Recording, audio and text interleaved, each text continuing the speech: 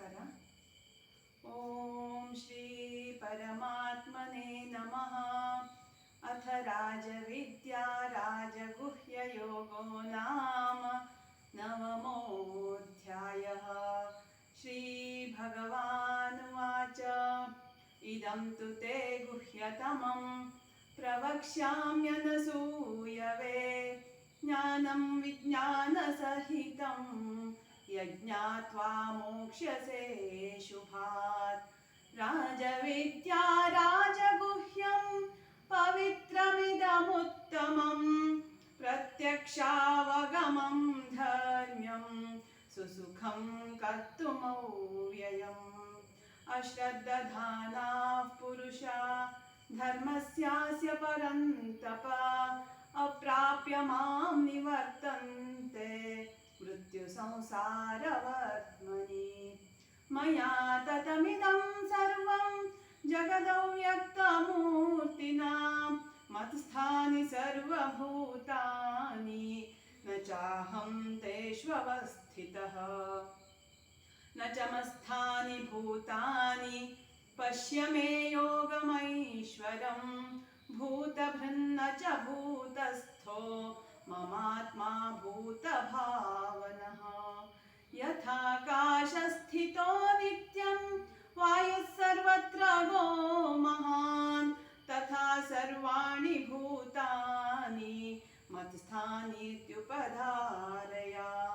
ಸರ್ವಭೂತಾನಿ ಕೌಂತೆಯ ಪ್ರಕೃತಿಂ ಯಾಂತಿ ಮಾಮಿಕಾಂ ಕಲ್ಪಕ್ಷಯೇ ಪುನಸ್ತಾನಿ ಕಲ್ಪಾದೌ ವಿಸೃಜಾಮ್ಯಹಂ. ಪ್ರಕೃತಿಂ ಸ್ವಾಮವಷ್ಟಭ್ಯ ವಿಸೃಜಾಮಿ ಪುನಃ ಪುನಃ ಭೂತಗ್ರಾಮಮಿಮಂ ಕೃತ್ಸ್ನಂ ಅವಶಂ ಪ್ರಕೃತೇರ್ವಶಾತ್. ನ ಚ ಮಾಂ ತಾನಿ ಕರ್ಮಾಣಿ ನಿಬಧ್ನಂತಿ ಧನಂಜಯ.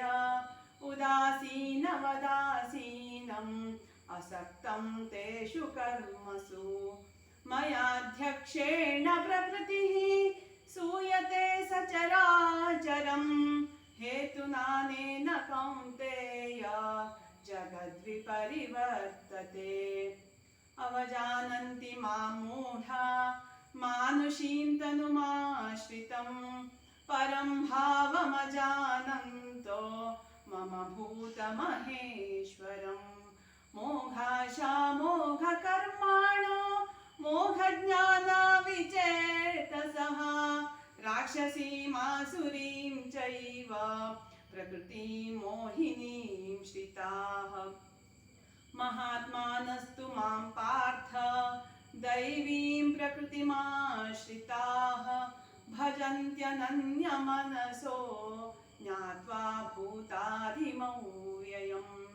सततं कीर्तयन्तो मां यतन्तश्च दृढौ रताः नमस्यन्तश्च मां भक्त्या नित्ययुक्ता उपासते.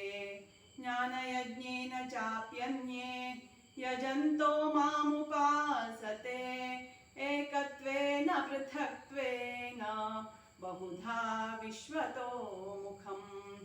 अहं क्रतुरहं यज्ञः स्वधाहमहमौषधम् मन्त्रोऽहमहमेवाज्यम् अहम् अग्निरहं हुतम्.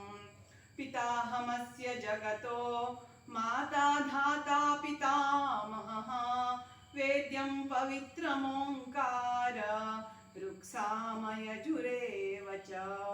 गतिर्भर्ता प्रभुः साक्षी निवासः शरणं सुहृत् प्रभव प्रलयस्थानं निधानं बीजमव्ययम्. तपाम्यहमहं वश्यं निगृह्णाम्युत्सृजामि च अमृतं चैव मृत्युश्च सदसच्चाहमर्जुन.